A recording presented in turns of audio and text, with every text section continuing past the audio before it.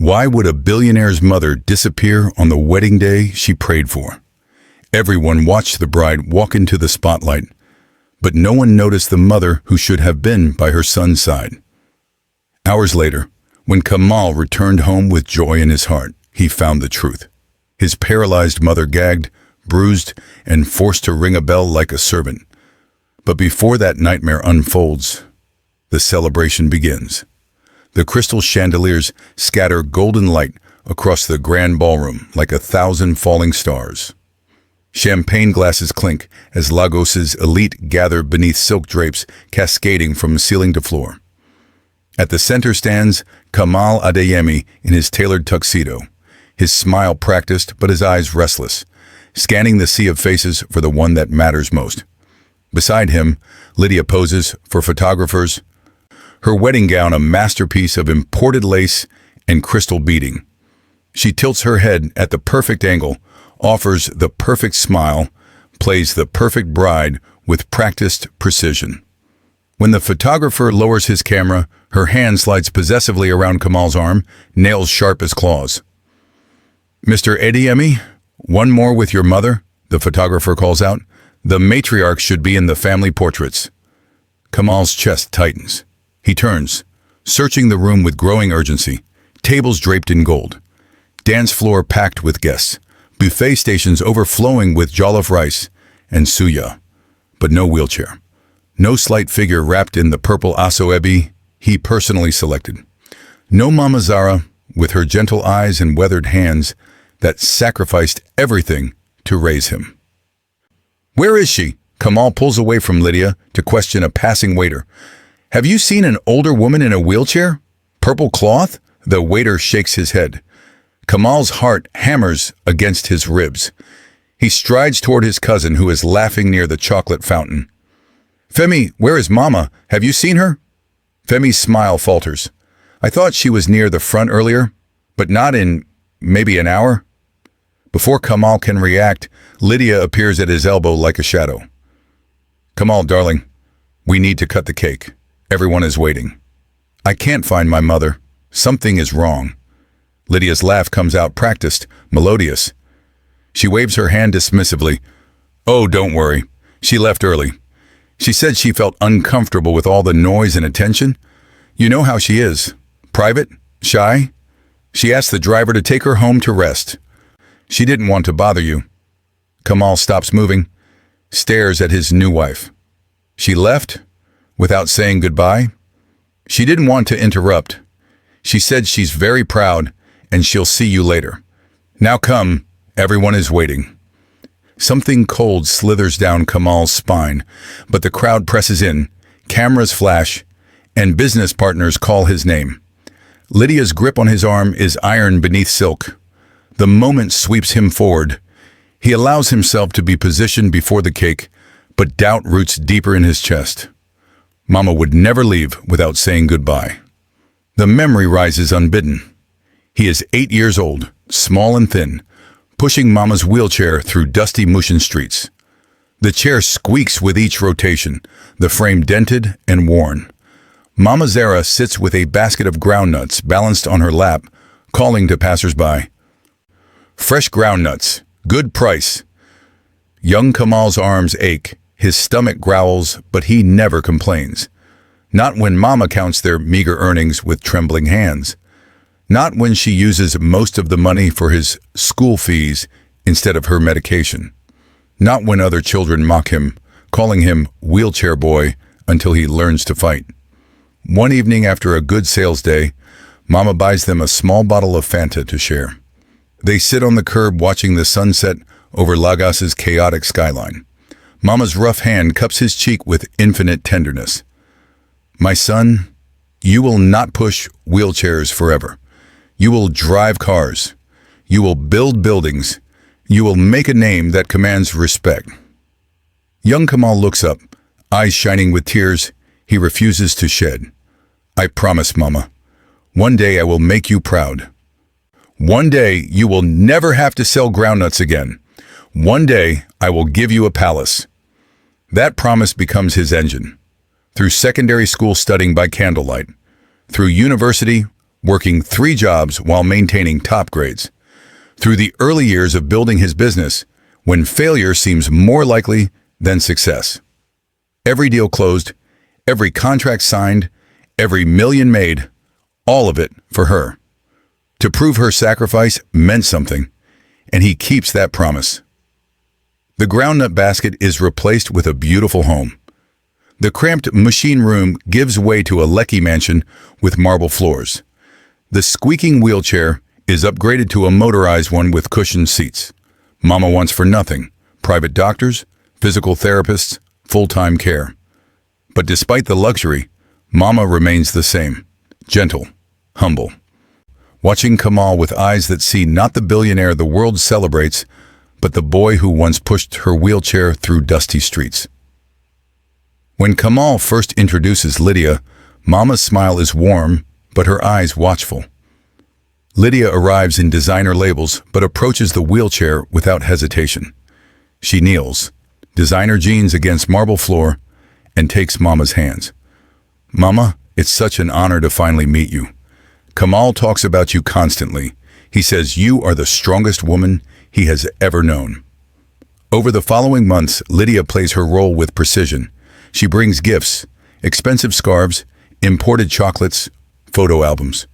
She sits beside the wheelchair during family dinners, laughing at Mama's stories, asking about her life with apparent fascination. She even accompanies them to church. "She is very beautiful," Mama tells Kamal one evening after Lydia leaves. "And she loves you, Mama. I can see it," Kamal agrees, unable to hide his smile. Mama's needle pauses mid-embroidery. "My son, love and performance are not always the same thing." But Kamal dismisses her concern with the confidence of someone too happy to entertain doubt.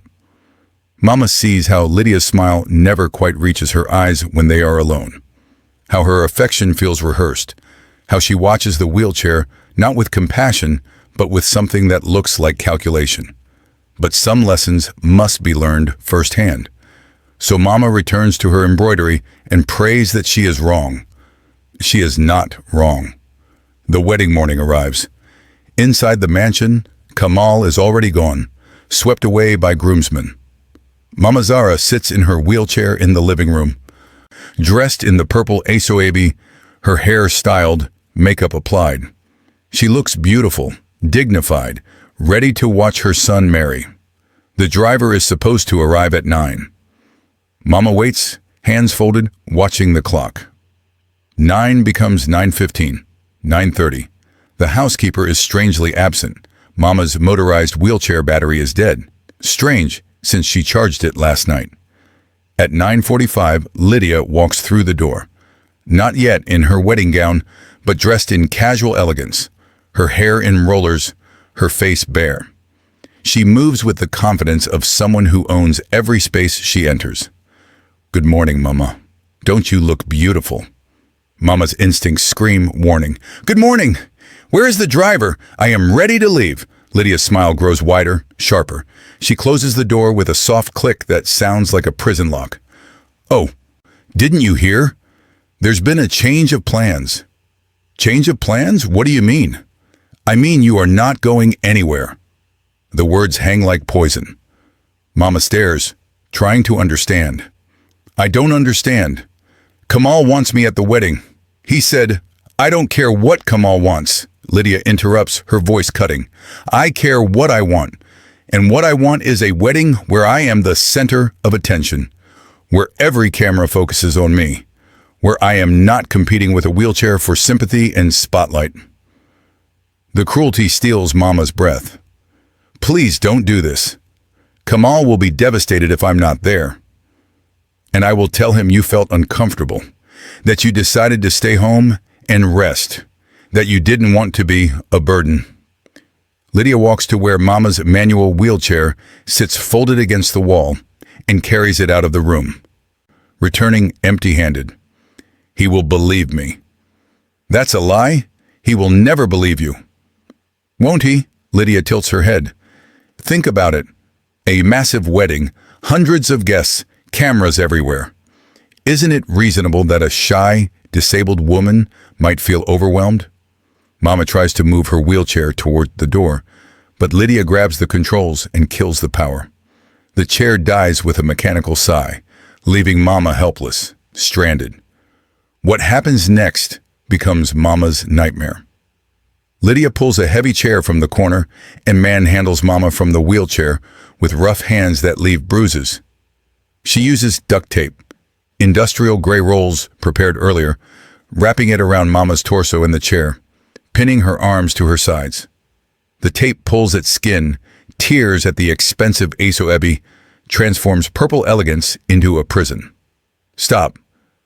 Please, this is madness. This is clarity. This is me making sure you understand your place in my new life, which is nowhere.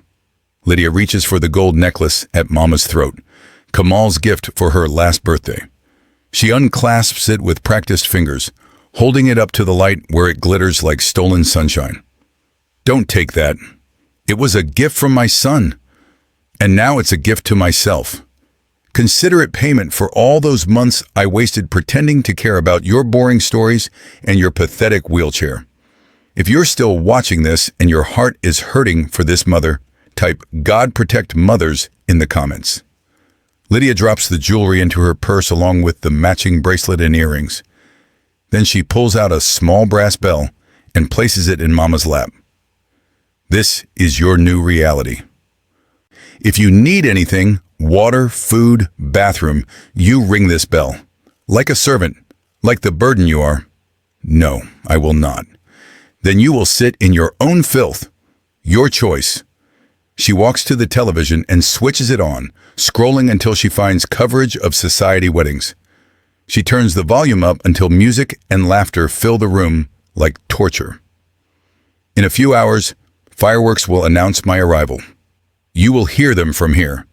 You will sit in this chair and imagine every moment you are missing. Your son pledging his life to me while you sit helpless, exactly where you belong. Why? Why do you hate me so much?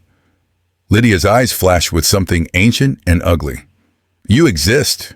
You remind him of poverty and struggle. You are a wheelchair-shaped weight around his neck. Well, guess what, Mama? In my world, saints get crucified. She reaches for a cloth and winds it around Mama's head, covering her mouth, muffling any screams. The cloth tastes like dust and despair. I need to go. Hair and makeup await, and I have a billionaire to marry. She checks her diamond-encrusted Cartier and smiles. You sit tight. Try not to die while I'm gone.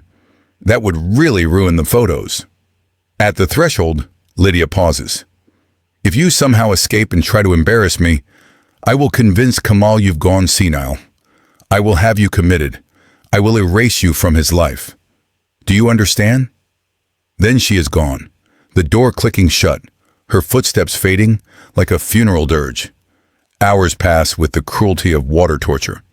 The sun tracks across the sky. Mama's arms go numb. Her throat grows dry as sand. The gag makes breathing difficult. She thinks of Kamal waiting at the venue, believing Lydia's lies.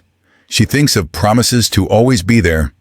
She thinks of the little boy who pushed her wheelchair and swore he would make her proud. And she weeps. The afternoon shifts to evening. On the television, the news announces coverage of the wedding of the year. Mama's heart stops. She sees the massive building decorated with flowers, sees guests arriving in their finest. Then she hears them, the fireworks, distant booms announcing the bride's arrival. On screen, Lydia descends from a white Rolls-Royce like a queen. Her gown is a masterpiece that catches every flash. She looks radiant, victorious, nothing like the monster who tied an old woman to a chair. Mama watches Kamal appear on screen, standing at the altar, his face bright with joy. He has no idea. The ceremony proceeds. Vows exchanged, rings placed, the pastor pronouncing them husband and wife. Fireworks paint the sky. The reception begins. The grand hall, the chandeliers, the towering cake, the first dance. Mama's bladder screams for release, but she refuses to ring the bell, refuses to participate in Lydia's degradation. She will sit in her own filth before she will ring for mercy. This small defiance is all she has left. Night falls. Mama drifts in and out of consciousness, each return bringing fresh waves of suffering. She does not hear the car pull up, does not hear the front door, does not realize the reception has ended until voices filter through. Kamal's voice, tired but happy. Lydia's voice, sharp and annoyed. Footsteps in the corridor. The door opens. Kamal steps through, pulling at his bow tie, ready to collapse. He freezes. Everything stops. His breathing, his heart, time itself. His mother, tied to a chair, mouth gagged, tears staining her face, the brass bell gleaming on her lap, the television still blaring wedding coverage like mockery made manifest. "Mama!" The word comes out broken. "Mama!" He lunges forward, hands reaching for the gag, fingers fumbling with knots. Behind him, Lydia appears. She stops when she sees the scene, and for one brief moment, her mask slips. Then calculation flashes across her face. "Oh my God! Mama, what happened? Who did this?" Kamal's hands still. He turns slowly, eyes finding his bride of mere hours, and doubt blooms like poison in clear water. The gag comes off. Mama gasps for air, her throat raw. "She did," Mama croaks. "She did this. That's insane. I've been at the wedding all day. Everyone saw me." "This morning," Mama says, words coming faster despite pain. "Before the wedding. She came here, told me I was not going, tied me to this chair, threatened me, stole my jewelry, said if I tried to come, she would destroy me." Kamal works at the tape, hands shaking. "That's not possible. Lydia was getting ready all morning. I called her. The bell. She gave me a bell. Said if I needed anything, I had to ring it like a servant. Said I was a burden. Said you would be better off without me." The tape gives way. Kamal lifts his mother from the chair as gently as he would lift a child, carrying her to the sofa. Mama's arms come alive with painful pins and needles. She reaches for her son's face, her weathered hand cupping his cheek. "My son, I am so sorry." "Sorry?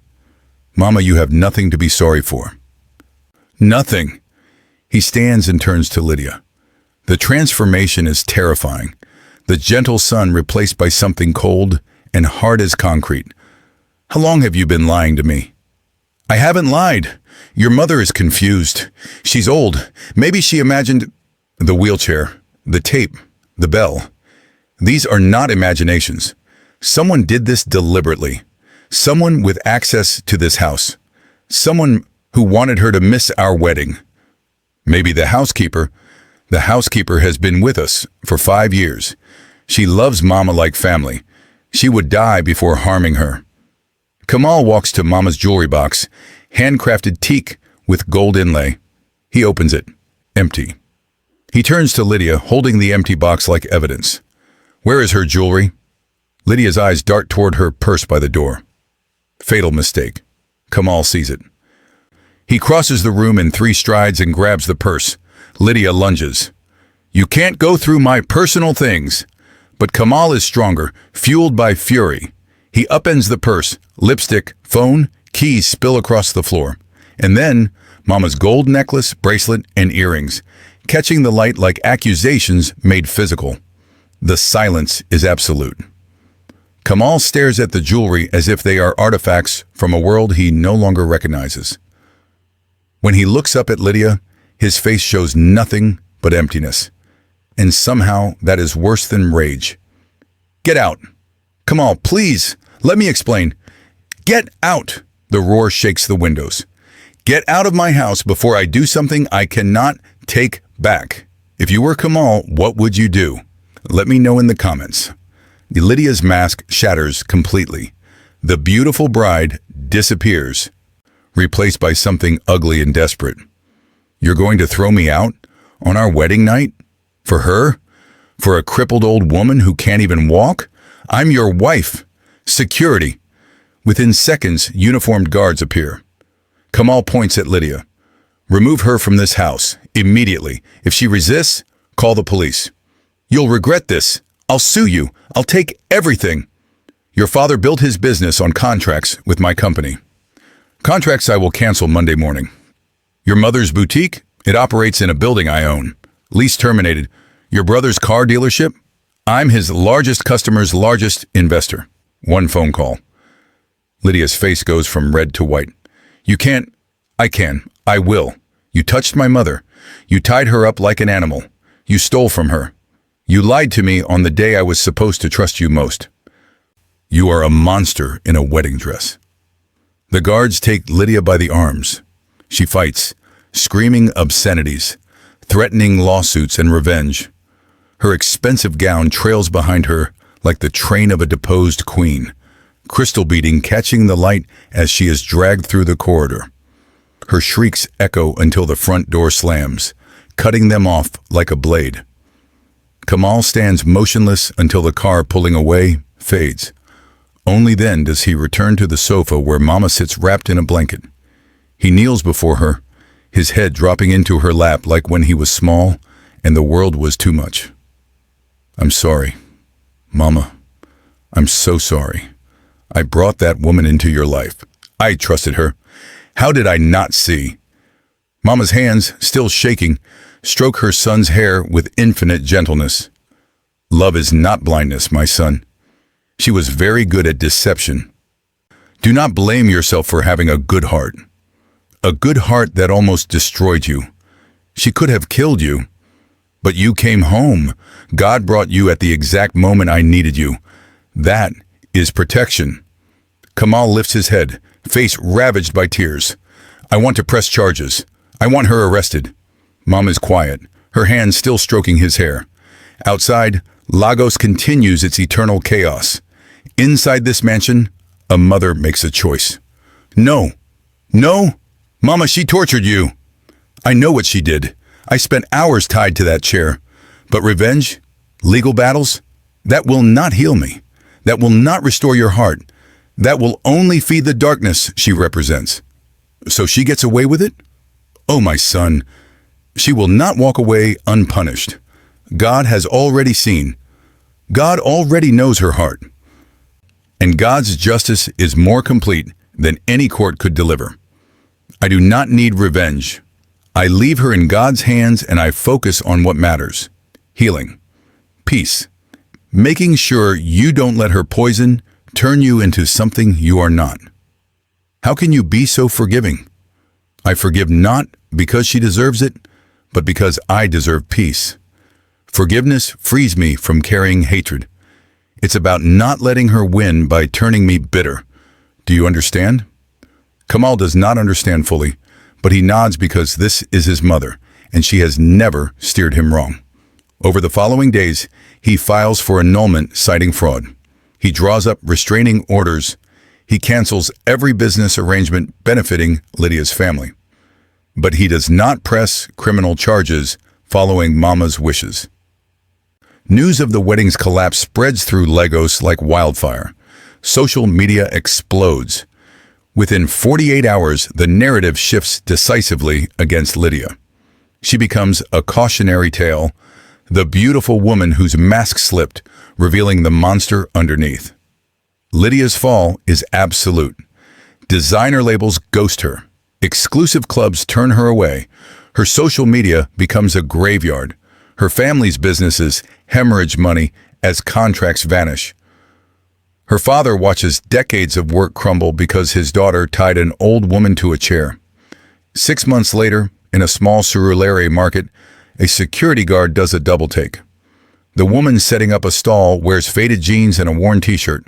Her hair is pulled back in a simple ponytail. Her hands arrange bottles of cheap hair product on a rickety table. People recognize her. They whisper. They point. They remember. The daily humiliation is its own punishment, more creative than any court could design. Lydia stares at her reflection in a stolen compact mirror and barely recognizes herself. The beautiful bride is gone. All that remains is this hollow shell selling hair products in a market that smells like desperation. Meanwhile, in the Lekki mansion, healing happens slowly. Kamal hires the best therapists in Lagos. He pauses business commitments, turning down million-dollar deals, choosing instead to spend mornings with Mama in the private garden he designed for her. The physical therapist, Dr. Adesua, examines Mama's medical history. Decades of reports saying nerve damage is permanent, walking is impossible. But Dr. Adesua sees something previous doctors missed. There is compression here. The nerves are not completely severed. With intensive therapy, with new treatments, I cannot promise anything, but there might be a chance of partial recovery. Might. A chance. These words launch a campaign of hope. 3 times weekly, Mama endures sessions that leave her exhausted and weeping. Exercises pushing her body to limits not known in decades. Electrical stimulation. Massage therapy, working at scar tissue. I'm too old for miracles, Mama gasps after a brutal session.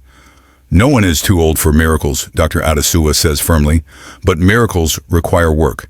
God provides possibility, we provide effort. Now, again. Months pass. One day, Mama's toe moves. 2 weeks later, she feels pressure in her calf. A month after that, she flexes her ankle. The nerves are responding. It's slow, incomplete, but it's real recovery. Kamal watches his mother fight with courage that makes his own battles seem trivial. She is 72 and learning to use muscles dormant since before he was born. She falls, she fails, she tries again. And slowly, impossibly, her body begins to remember what it means to stand. The day comes in late November, 11 months after the wedding. They drive to Dr. Adesua's clinic for an assessment. Kamal moves to retrieve the wheelchair, but the therapist stops him. She opens Mama's door, offering her arm. Today we try something new. They lift Mama from the seat. Her feet touch ground she has not stood upon in 3 decades. Her legs shake like leaves in a storm. Her knees threaten to buckle. But Mama Zara is standing. Her legs are bearing load. Muscles doctors said would never work are working. I'm standing, she whispers. Tears streaming. I'm standing. Now, Dr. Adesua says gently, 1 step. Mama lifts her right foot, actually lifts it, and moves it forward. 6 inches. She plants it. Her left foot follows. 1 step. The first step in 30 years. But as she attempts the second step, her leg gives way. She starts to fall. Kamal catches her, panic flooding his face. That's enough, Mama. We shouldn't push. No. Mama's voice is firm despite exhaustion.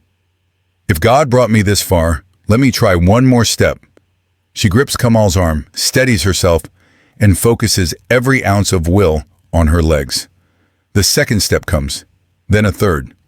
4 steps total before exhaustion wins and Kamal lowers her gently into the wheelchair. I walked. Did you see? I walked. I saw. Mama, the whole world saw. You just performed a miracle. 1 year after the wedding, Kamal and Mama returned to the church where the ceremony took place. Not for a wedding, but for Thanksgiving. The church is packed with people who love them, who prayed for them, who witnessed the journey from tragedy to triumph. When it is time, Kamal helps his mother to the front. The congregation expects her to speak from the wheelchair. They do not expect her to grip her son's arm, to look at him with eyes sparkling with mischief, to whisper, "Watch this." With Kamal steadying her, Mama Zara stands. The congregation gasps. She takes 1 step away from the wheelchair. 2 steps. 3, 4, 5, 6 steps across the front of the church before exhaustion forces her to stop. But 6 steps is enough.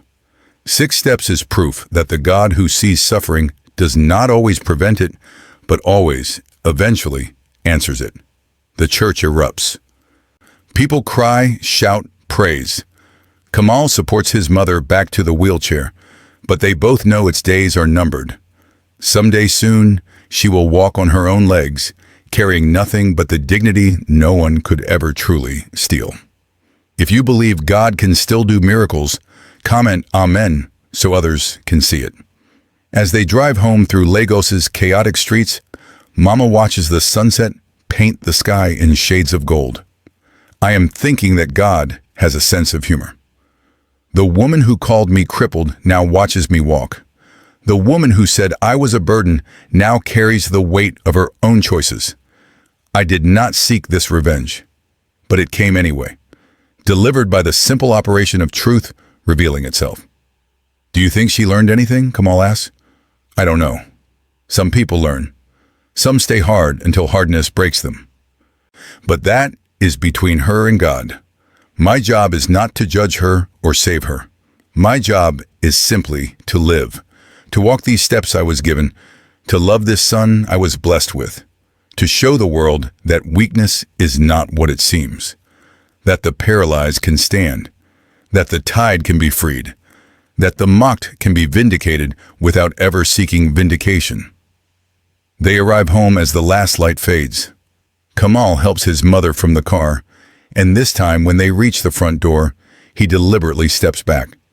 Mama grips the doorframe with both hands, plants her feet, and takes the single step up and over the threshold. Shaky, requiring concentration, but she does it without his help. Inside the mansion built with money from a promise to a woman who sold groundnuts, Mama Zara stands in the foyer and looks around at the luxury that failed to protect her from cruelty, but succeeded in surrounding her with love. She thinks about the bell meant to reduce her to a servant. Let it be forgotten. Let the nightmare be forgotten, except for the lessons it taught. Never mock the weak, for when God rises to defend them, the mighty will kneel. Never assume that walking makes you strong, for the greatest strength is sometimes found in those who cannot walk but choose to stand anyway. Never mistake cruelty for power, for true power is the choice to forgive when you have every right to seek revenge. The wheelchair sits in the corner now, no longer a prison, but simply a tool. Some days Mama uses it, some days she walks. The choice is hers. The power is hers. And that is the greatest victory. Not just that she can walk again, but that she survived an attempt to destroy her dignity and emerged with more dignity than her torturer ever possessed. That she endured betrayal and chose to celebrate life anyway. That she looked at revenge and said, no, I choose peace instead. As evening settles, mother and son sit together in comfortable silence. Both alive, both free, both looking toward a future that once seemed impossible. Tomorrow, Mama will try for 7 steps. Next week, maybe 10. And eventually, she will walk without assistance. Proof that the last word belongs not to cruelty, but to grace. Mama didn't rise again because doctors believed in her. She rose because God wasn't finished with her story. The woman who mocked her weakness now bows beneath the weight of her own choices. When God rises to defend the weak, even the mighty will bow. If you believe that mothers deserve honor, type "God protect mothers" in the comments. If you believe miracles still happen, comment "Amen" so others can see the power of God. And if you're still here, may God never let wicked people sit on your joy. Type "I receive it"